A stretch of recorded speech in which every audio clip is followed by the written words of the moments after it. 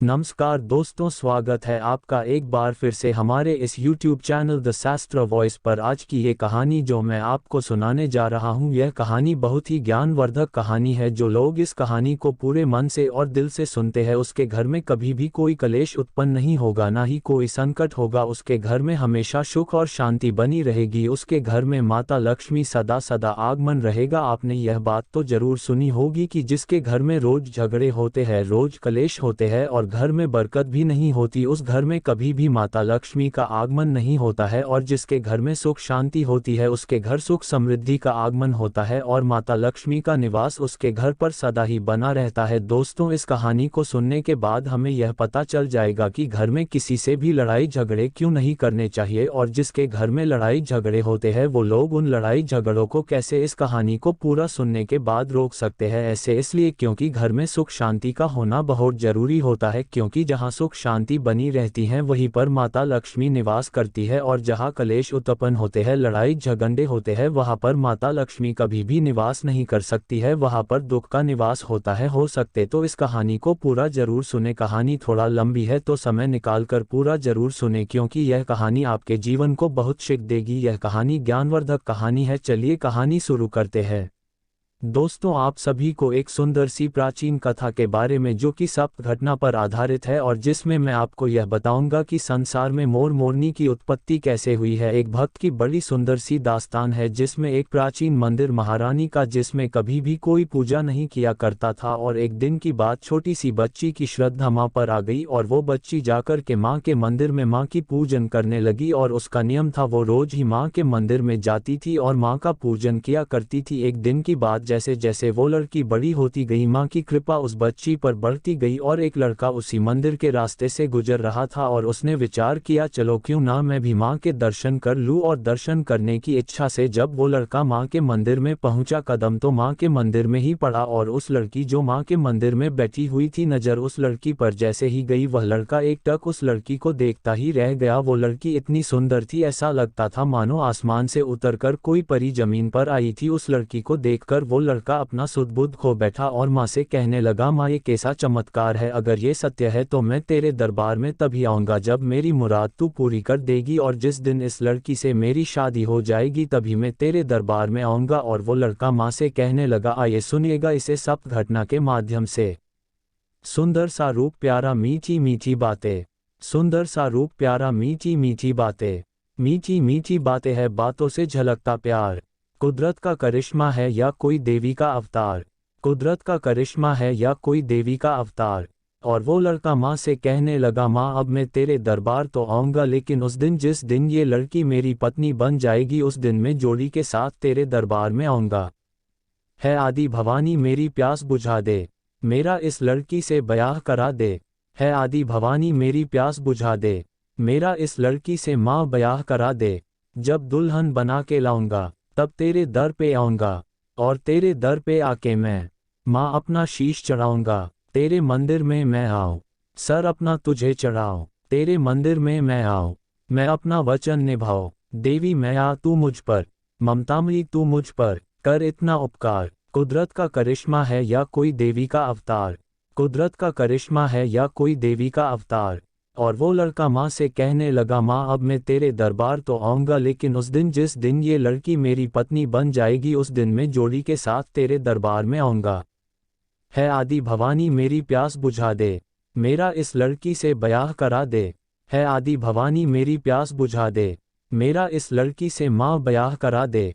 जब दुल्हन बना के लाऊंगा तब तेरे दर पे आऊँगा, और तेरे दर पे आके मैं माँ अपना शीश चढ़ाऊँगा। तेरे मंदिर में मैं आऊँ, सर अपना तुझे चढ़ाऊँ, तेरे मंदिर में मैं आऊँ, मैं अपना वचन निभाऊँ। देवी मैं आ तू मुझ पर, ममतामयी तू मुझ पर कर इतना उपकार। कुदरत का करिश्मा है या कोई देवी का अवतार, कुदरत का करिश्मा है या कोई देवी का अवतार।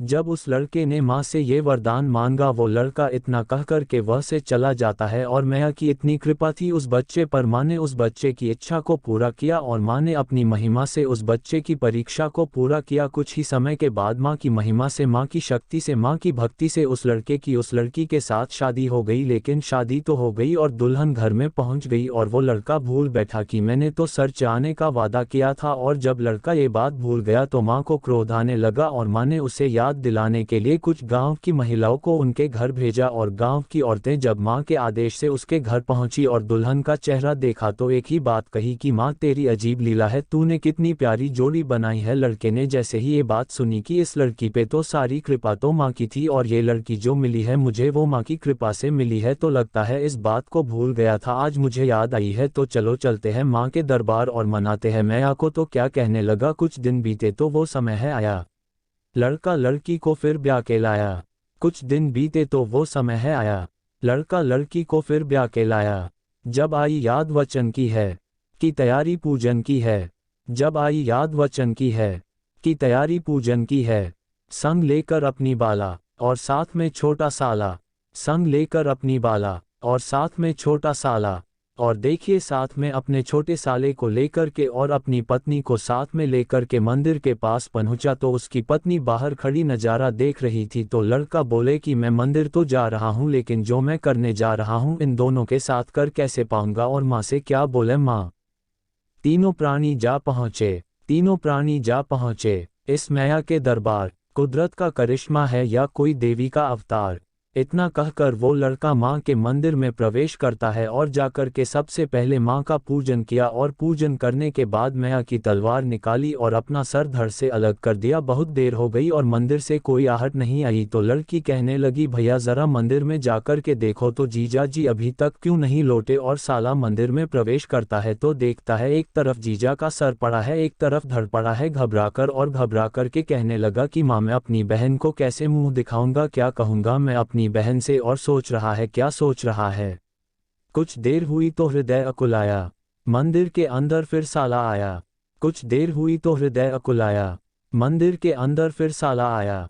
साले को हुई है चिंता बड़ी, जीजा की देखी लाश पड़ी। साले को हुई है चिंता बड़ी, जीजा की देखी लाश पड़ी। कैसे समझाऊं मन को, क्या उत्तर दूंगा बहन को, कैसे समझाऊं मन को, क्या उत्तर दूंगा बहन को। त्रिशूल भवानी का लेकर, त्रिशूल भवानी का लेकर अपना सर दिया उतार। कुदरत का करिश्मा है या कोई देवी का अवतार, कुदरत का करिश्मा है या कोई देवी का अवतार। बहुत समय बीत गया और जब भाई भी नहीं लौटा, पति भी, तो सोचने लगी माँ आपके मंदिर से कोई लौट क्यों नहीं रहा है और ये मंदिर से बहता हुआ खून कहाँ से आया। और वो लड़की भागती हुई जब माँ के पास, माँ के मंदिर में पहुंची तो देखा एक तरफ पति का धड़ और सर पड़ा था, एक तरफ भाई का धड़ और सर पड़ा था। लहूलुहान भाई और पति को देखकर वो लड़की पागल सी हो गई और रो रो करके माँ से क्या कहने लगी, मंदिर से कोई ना लौट के आया, मंदिर के बाहर वह खून है आया, मंदिर से कोई ना लौट के आया, मंदिर के बाहर वह खून है आया। पूजा का फल कैसा दीन हा, माँ छीन मेरा भैया लीन हा। पूजा का फल कैसा दीन हा, माँ छीन मेरा साजन लीन हा। ये कैसे जख्म सहूंगी, बिन साजन नहीं जीऊंगी। ये कैसे दर्द सहूंगी, बिन भैया नहीं जीऊंगी। जीवन नया मेरी माँ, जीवन नया मेरी माँ, अब डूब गई मझधार। कुदरत का करिश्मा है या कोई देवी का अवतार, कुदरत का करिश्मा है या कोई देवी का अवतार। लड़की कहने लगी, माँ जब मेरा पति है नहीं रहा, ना भाई रहा, ना मैं मायके की रही, ना मैं ससुराल की, तो मैं जीकर क्या करूंगी। इस लीला को समाप्त करके वो लड़की दौड़ कर गई और माँ की तलवार निकाल ली और चलाने लगी। तो मैया की मूर्ति से एक आवाज आई और माँ ने कहा, सुन तू मरने की जिद मत कर, मैं तेरी सारी इच्छाएं पूरी करूंगी। और इस तरह से माँ ने क्या कहा, जिद करने की तू मेरी बेटी छोड़ दे, दोनों के सर को जा धड़ से जोड़ दे। जिद करने की तू मेरी बेटी छोड़ दे, दोनों के सर को जा धड़ से जोड़ दे। इनकी लीला अनमोल हुई, लड़की से भारी भूल हुई।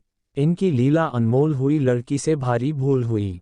सर साजन का धड़ बीरन का दुर्भाग्य था बड़ा अभागन का, सर साजन का धड़ बीरन का दुर्भाग्य था बड़ा अभागन का। अब किसको अपना पति माने और किसको अपना भाई कहे, और किसको माने भरतार। कुदरत का करिश्मा है या कोई देवी का अवतार, कुदरत का करिश्मा है या कोई देवी का अवतार। और उस लड़की से ये बड़ी भूल हुई कि पति के सर से भाई का धड़ लगाया और भाई के धड़ से पति का सर लगाया। तो लड़की कहने लगी, माँ इसमें से मेरा पति कौन है और भाई कौन है? तो माँ ने कहा, बेटी सर तो तुमने है लगाए है, तो जो गलती तेरे से हुई है उसका भुगतान तो तुझे है करना पड़ेगा। अब तू पति को पति तो कह सकती है लेकिन पति का रिश्ता नहीं बना सकती, क्योंकि धड़ तो तेरे भाई का है और बेटी जिस पर तेरे भाई का सर लगा है यही तेरा पति है और इसी को तू अपना पति मान सकती है। लड़की कहती है, माँ सारा संसार तेरे को माँ मानता है, मेरे भी लाखों अरमान है कि मुझे भी कोई माँ कहे, कोई ऐसा हो जो मुझे भी माँ कहकर पुकारे, लेकिन माँ मेरी सारी इच्छाएं यहीं पर दफन हो गई। माँ ने कहा, पुत्री मैं तुझे आशीर्वाद देती हूँ कि तू माँ भी बनेगी, लेकिन तुझे अपना रूप बदलना पड़ेगा। और मैया ने अपनी शक्ति से दोनों को मोर और मोरनी बना दिया। पर क्या हुआ, जिसपे सर था पति का माँ ने मोर बनाया और मोरनी बना के माँ ने जोड़ा बनाया। जिसपे सर था पति का माँ ने मोर बनाया और मोरनी बना के माँ ने जोड़ा बनाया।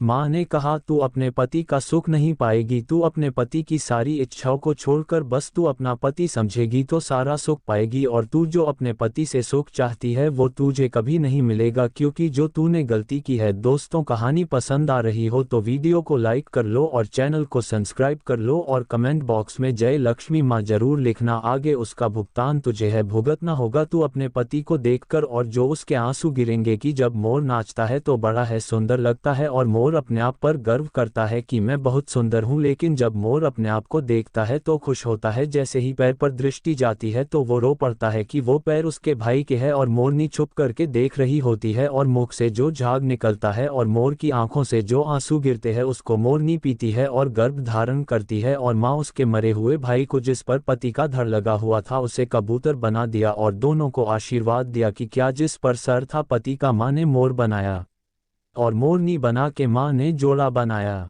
जिस पर सर था पति का माँ ने मोर बनाया और मोरनी बना के माँ ने जोड़ा मिलाया। विधि पूरी तेरी आस करे सुख पाए ना भोग विलास करे। विधि पूरी तेरी आस करे सुख पाए ना भोग विलास करे। इसको लिखते हमरा ही संजो ने कथा सुनाई। इसको लिखते हमरा ही संजो ने कथा सुनाई। अपने भक्तों की नया, अपने भक्तों की नया कर दी मैया ने पार। कुदरत का करिश्मा है या देवी का अवतार। सुंदर सा रूप प्यारा मीठी मीठी बातें।